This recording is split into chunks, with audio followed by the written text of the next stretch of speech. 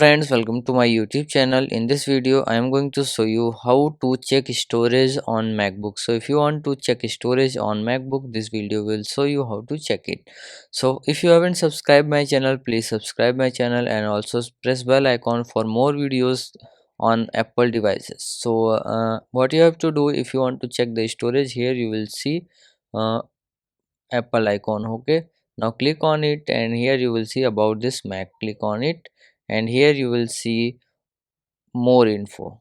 Just click on it and scroll down and here you will see storage setting. Click on this storage setting and now you can check how much storage your laptop or your MacBook acquires. Okay, 62.59 GB of 245 GB. Okay, now you can see also this all these things.